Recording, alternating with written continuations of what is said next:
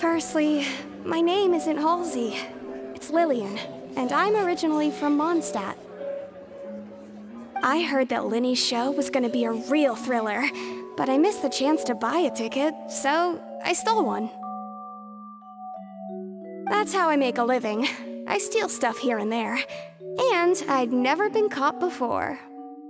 But I was noticed at the harbor a few days ago, and I barely got away. Linny was the one who caught me in the act. Hey! No wonder you look familiar! So you were the thief! Linny even mentioned that you were pretty skilled. Well, and I thought that would have been the end of it, but then the number selector chose me. He even mentioned the Fortress of Meripede. That's a prison, isn't it? So you can imagine how shocked I was. I thought he was onto me for sure. So I played along with the show while looking for an opening to flee, but then I got water poured on me for no reason, and then someone jumped into the tunnel to nab me. I wasn't going to take that lying down, so I knocked him out and stuffed him into the box. There was nowhere to run from there, though, so I had to change my clothes and hide in a box containing performance costumes. I slipped out after the first guard arrived at the scene and continued hiding inside the opera house. Can a person even hide in there? But I swear I didn't know that the water tank would fall down. Really, I swear it. Had I known that, I wouldn't have put him in the magic box. I may be a thief, but I'm no killer. Well, that makes everything pretty clear now, doesn't it? This time, we need to tell the entire story from Lily-Ann's perspective.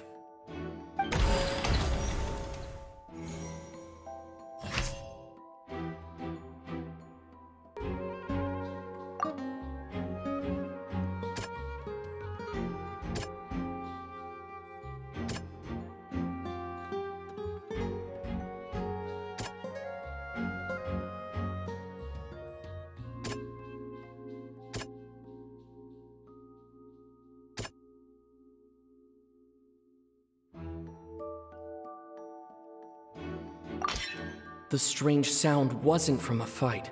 It was Lily-Ann's attempt to break out when she was frightened.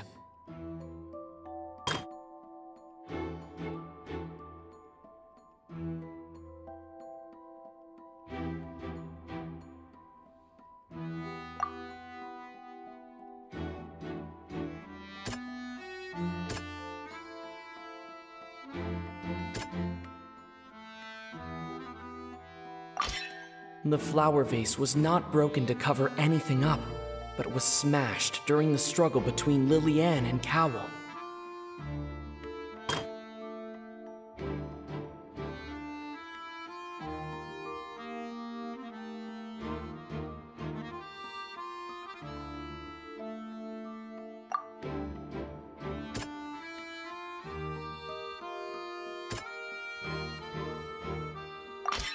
Lily-Ann was afraid that she would be recognized if she left, so she changed clothes and hid, biding her time. Just what one might expect of an experienced thief. And it's Ace Detective Paimon time! Having been selected out of the blue, Lily-Ann panicked. Her panic only intensified after she entered the tunnel and had water poured on her head. So she kicked the door open, producing the thud we all heard. Hearing the commotion, Cowell leapt into the tunnel, only to discover that Lily-Ann had not dissolved. He did not know that Lily-Ann was not from Fontaine, but was a thief who made her way in by stealing a ticket. Mistakenly believing that the water from the primordial sea needed time to take effect, he tried to force Lily-Ann back into the box. The two broke the flower vase during the struggle, but Lily-Ann came out on top, knocking Cowell out and putting him in the box. With no way of escaping, she changed her clothes and hid in the costume trunk until the performance ended.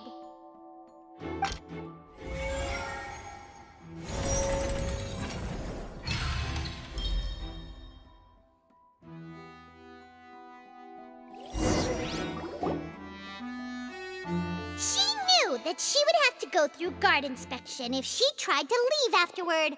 So, she has been trapped in the Opera House these last 2 days. She had already become desperately hungry by the time we were chatting over macarons. So, she swiped 2 of them right under our noses. Talk about a sneaky thief. At this point, all the events that happened in the tunnel have now come to light. Ah, so that's the whole story. Bravo! Bravo! Now then, Lady Farina, do you wish to speak against the defense's statements? Please answer the question, Lady Farina. Also, if I may add, the trial has not yet ended. As such, I request that the prosecution not leave the room before the proceedings have concluded. What, are you reading my mind now? No, I have no further arguments. I admit defeat. But really, could you at least have left me with some dignity? Wow, look at that! She's like a deflated balloon now. If there are no objections, then as the Chief Justice of Fontaine, I shall once again repeat the full sequence of events. The actual perpetrator of the serial disappearances, Cowell, selected his next victim from the audience reservation list. With some modifications to the selector, he could ensure that the pre-selected young woman would be chosen. To cover up any evidence while committing the deed, Cowell thought of allowing the water tank to fall, which would conceal the water left behind after the young woman was dissolved. He also tampered with the rope suspending the water tank, using the fireworks at the end of the performance to cause the tank to drop and hide the watermarks. He poured the water from the primordial sea into a balloon during the preparation of the magic box and stuck it to the box's lid. Finally, he passed the prepared hook on a rope through the gap in the magic box's door when bringing the young woman to said box. When the magic trick officially began, the box containing the woman was lowered into the tunnel, tightening the hook rope and bursting the balloon containing the water. If all had gone to plan, the young woman would be dissolved at this time. However, Liliane was not from Fontaine and thus fled the box with a loud noise. Realizing that there was trouble, Cowell entered the tunnel and met Liliane. Thinking that the waters had not yet taken effect, he decided to proceed. However, his opponent was more capable than he thought, and he was overcome, knocked unconscious, and placed into the magic box, and thus became his own final victim. Liliane, according to her own statements, then changed clothes and hid until the performance ended, before hiding in other parts of the opera house. As for Linny, he was in the underground structures within the opera house, and was thus ignorant of these happenings. From this reconstruction of events, we can conclude that Linny, the accused, is in fact innocent. Hooray, Linny and Lynette! Amazing! While there is much in Linny and Liliane's conduct that should still be investigated separately, this case, at least, can be handed over to the Oratrice to make the final decision.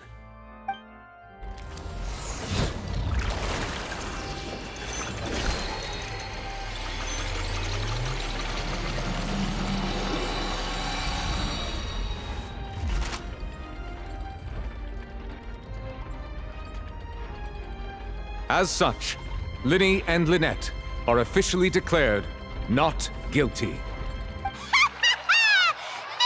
for Ace Detective Paimon! Great work, partners. Thank you all. Thank you so much. Next, I think we deserve an explanation, Guard Vaughn. How did you find the water from the primordial sea in Linny's baggage? Right! Your discovery caused me to make a serious mistake, you know. Or was that not a discovery, but false evidence that you dared to bring before this court? I suspect that the accomplice mentioned in Cowell's notes was not Linny, but you, yes?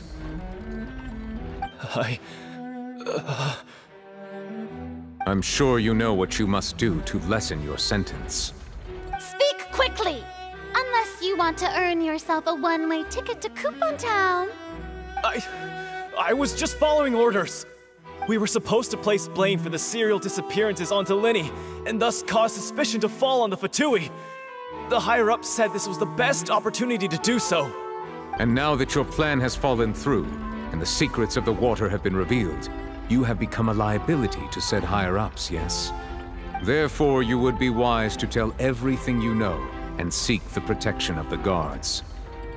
Yes, I'll tell you everything I know. Our boss discovered that the water can cause people to dissolve. It can also be made into a potion, which when extremely diluted, can cause people to experience unforgettable exhilaration. We've been in this business for a while now, and have made decent mora off it. The disappearances were also the boss's idea. I mean, this is the boss we're talking about.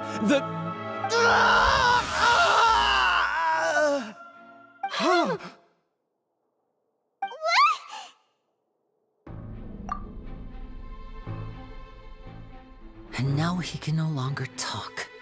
Such ruthlessness. I shouldn't have expected any less of them. An outrageous act. All present, please submit to inspection immediately.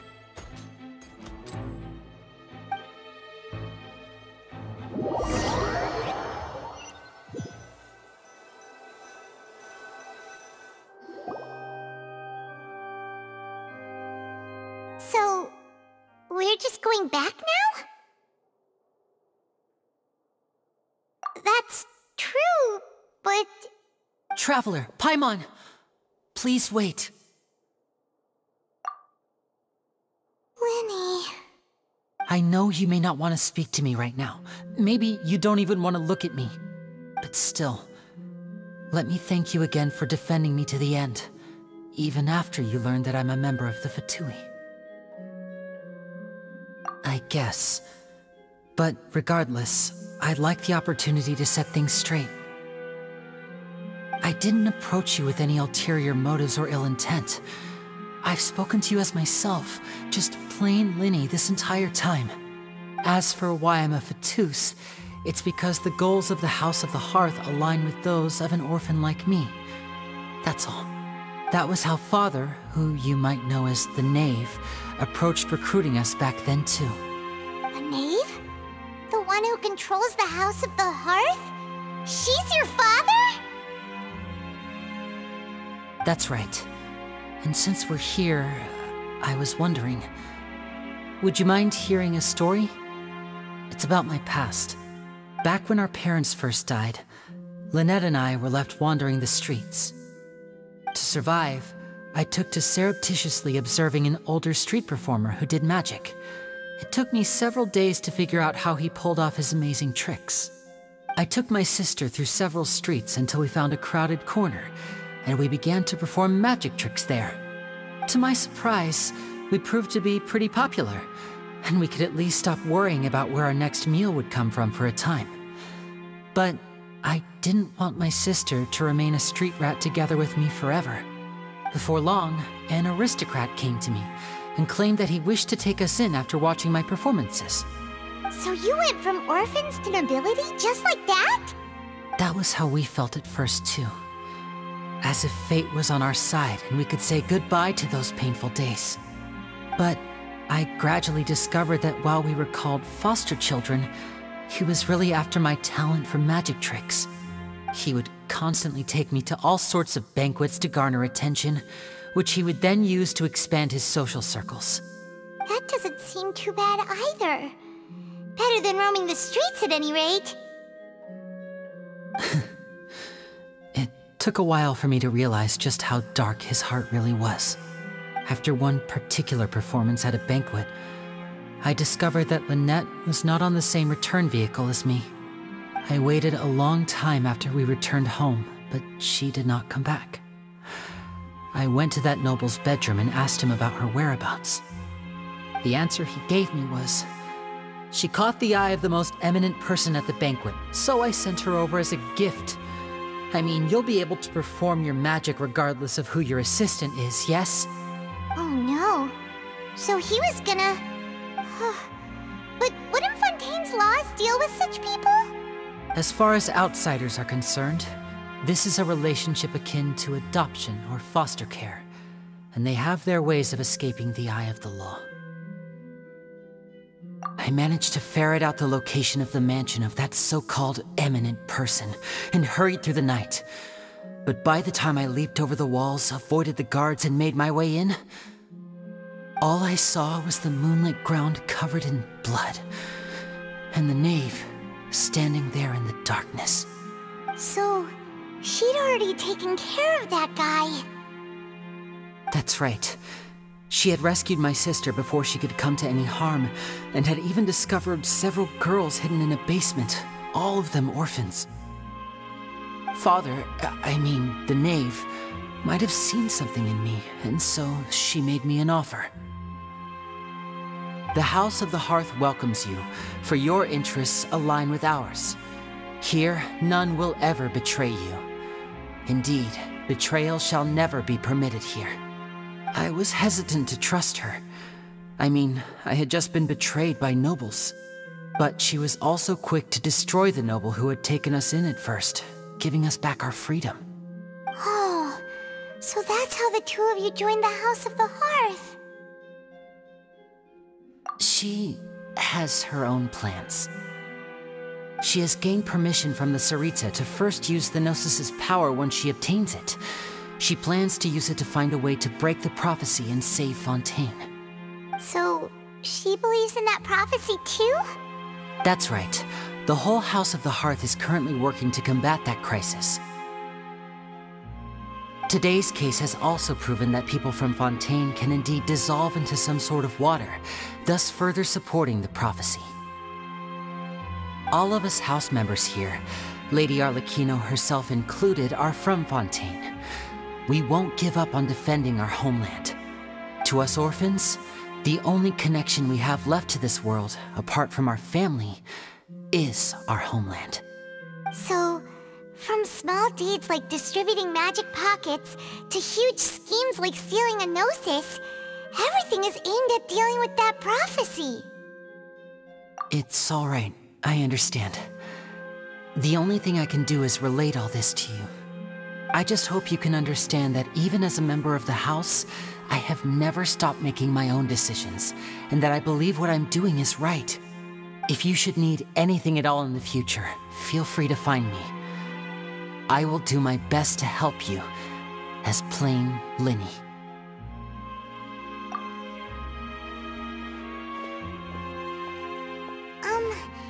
Bye, Linny!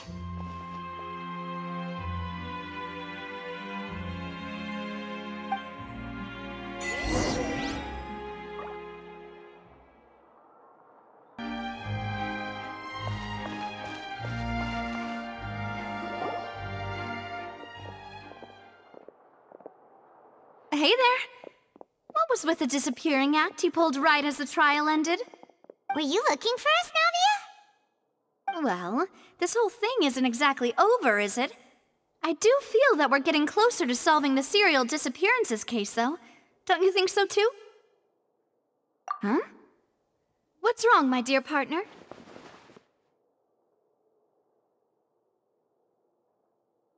Besides, are you sure we're the ones who can crack a case that's been cold for decades now? And given that there's new evidence from the trial, there should be a trail of breadcrumbs for the Hydro Archon's people to follow now, right? Ah. I see. Well, I won't lie. I'm a little shocked to hear that from you. But I suppose you are just travelers who have only arrived in Fontaine after all. Sorry. I might have been too presumptuous. Don't say that, Navia. Ah, and we were having so much fun investigating with you, too. It was like having new waters flowing into a stagnant mire, causing new hope to spring forth, and the reflection in the murk to become clearer. Well, sorry about that. I'm a bit prone to nostalgia. Don't mind me. Wait, shall we have a farewell meal? You know, to commemorate our time as partners? Huh? Do we really need to get that formal? Well, guess you really did treat us as partners, huh? Well, I'd just like to have a proper ending to every important memory. That way there are no regrets later. Anyway, it would just be a meal, so it shouldn't take up too much of your time. You don't have to twist Paimon's arm. If Boss Navi is treating, count Paimon in! Oh, wonderful. In that case, why don't we return to the Court of Fontaine and head to the Hotel de Boer? I believe we'll make it just in time for dinner. All right then, let's have our farewell meal!